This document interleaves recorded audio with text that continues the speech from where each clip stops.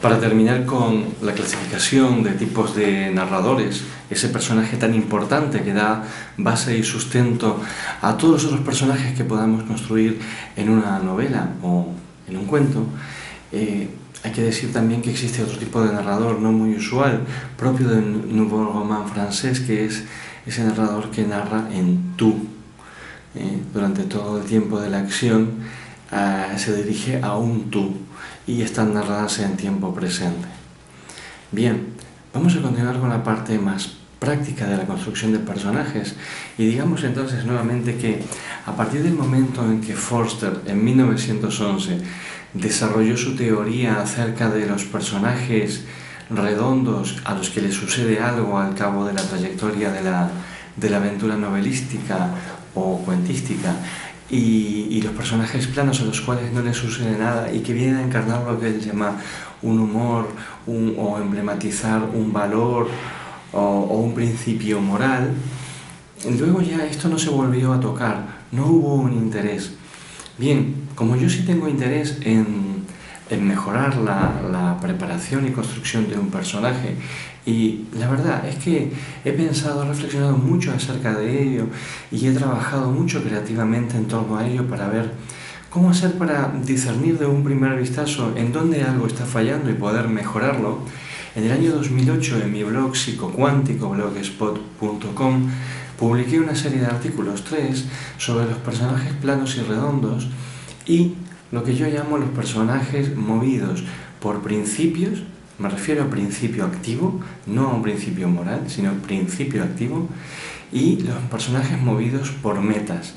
Y para construir esta tipología, tomen el principio de acción racional de Max Weber, de la sociología, cuando dice que el actor social toma decisiones de acuerdo a principios o de acuerdo a metas u objetivos. Bien, entonces, si construimos un cuadro de doble entrada en el cual clasificamos a los personajes, por un lado, como lo hacía Forster, en redondos y planos, y por otro en movidos por objetivos o metas o movidos por principios, entonces al ir poniendo allí los diferentes personajes que vamos conociendo en la literatura y los que nosotros mismos construimos al escribir, todo parece clarificarse mucho mejor. Yo he construido este esquema.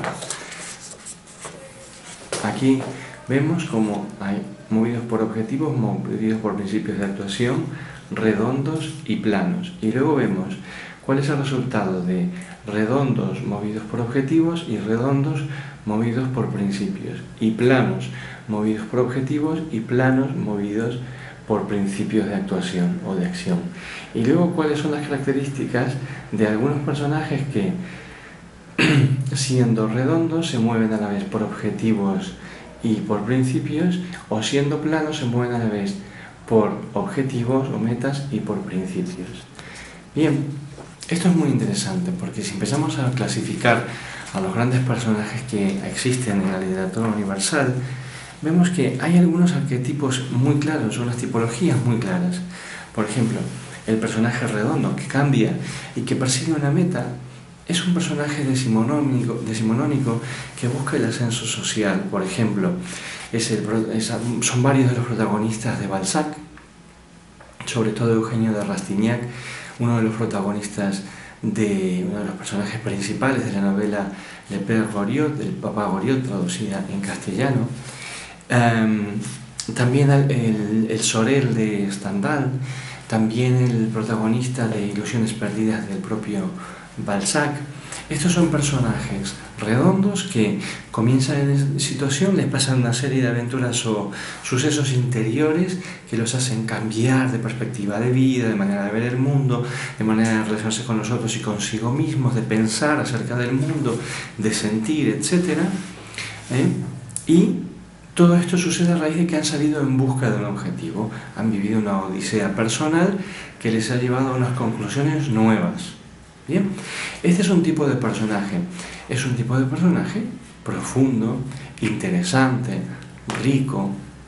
Bien, luego, si seguimos mirando por los objetivos, podemos ver que el personaje plano característico que persigue un objetivo es el característico personaje de novela de aventura, el protagonista de La Isla del Tesoro. Es alguien que parte en busca de algo, un vellocino de oro, un objeto, un secreto, alguna cosa importante, el Santo Grial, pero él siempre se mantiene igual a sí mismo. Es un personaje que es como un estandarte, un emblema de una característica o una virtud o una no virtud, y se mantiene de principio a final igual, pero ha ido en busca de algo y probablemente o generalmente lo ha conseguido. Ese es el típico personaje plano movido por un objetivo. Entonces, habré hablado de los dos, del redondo movido por objetivo y del plano movido por objetivo, por un motivo muy concreto. Porque los personajes movidos por objetivos parecen al público en general más interesantes. ¿Por qué? Porque han salido en busca de algo. Esta acción, esta movilidad, esta motricidad del personaje genera una cierta vivacidad que mantiene vivo, y en muchos casos, algo muy importante, despierto al lector mientras todo va transcurriendo. Luego están, como decía en mi esquema, los redondos movidos por un principio de actuación y los planos movidos por un principio de actuación. Quiero aclarar que principio de actuación me refiero a una característica central que determina la totalidad de sus acciones o buena parte de ellas. No es un principio moral de actuación ni un principio político ni nada de esto. Es como, lo más parecido a que hay a esto es el principio activo de las sustancias químicas. Entonces, por ejemplo, en los personajes redondos, o sea, aquellos que cambian y que están movidos por un principio, hay algunos muy interesantes. Por ejemplo, uno emblemático es Pablo Castel, el protagonista de El túnel de Ernesto Sábato. Y es clarísimo cómo lo hace Sábato. En la primera línea del libro dice, más o menos dice esto: yo soy Pablo Castel, el pintor que asesinó a María Iribarne. Ya está, esa es la definición del personaje y ese es su principio de actuación. Todo luego se va a explicar en función de esa característica que él ya tiene desde la primera línea. Él es un pintor que asesinó a María Iribarne. A partir de este misterio inicial planteado de una manera tan cruda, se desarrolla toda su actuación. Todo está motivado en que al final va a acabar explicando todo el entorno, va a acabar narrando todo el entorno explicativo que explica la conducta de él, que explica ese principio de actuación.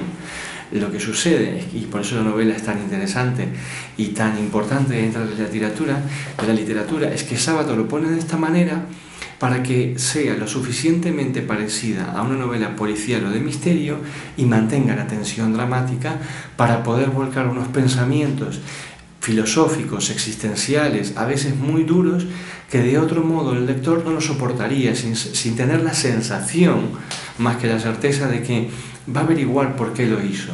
Porque en realidad la averiguación al final es de índole metafísica, de índole filosófica. Entonces, ese es un personaje movido por un principio de actuación. Luego otro interesante es Óscar Matzerat, el protagonista del Tambor de Hojalata. El protagonista del Tambor de Hojalata es un enano voluntario, alguien que decidió no crecer más, que posee una característica: toca el tambor y a través de él se comunica con el mundo mediante los sonidos del tambor. Y además, por si esto fuera poco, tiene una voz vitricida, es decir, una voz tan aguda que destruye todos los cristales y los vidrios que hay alrededor. Bien, con estas tres características que lo definen, inicia una odisea personal que en ningún momento sabemos a dónde nos lleva, pero que por la sola mención de que él, siendo un personaje redondo, que cambia permanentemente, que muda la piel continuamente, que sufre intensas transformaciones dramáticas, sin embargo se define por tres características emblemáticas para definirlo a él, no emblemáticas en general, sino para definirlo a él, que serán su principio de actuación. Él no quiere crecer, él quiere comunicarse a través de un tambor y él tiene como arma una voz vitricida. Con estas tres cosas se extiende por un número delicioso e infinito de páginas que cuando uno termina dice, qué pena, podría haber continuado. Y entonces eso define un poco las características de cómo es una novela en la cual un protagonista es redondo y se mueve por un principio de actuación y además está excelentemente bien escrita.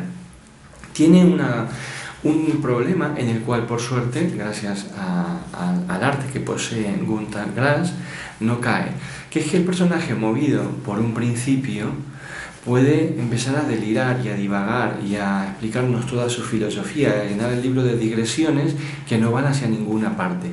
Pero las de él, aunque no tengan un objetivo, están muy bien direccionadas.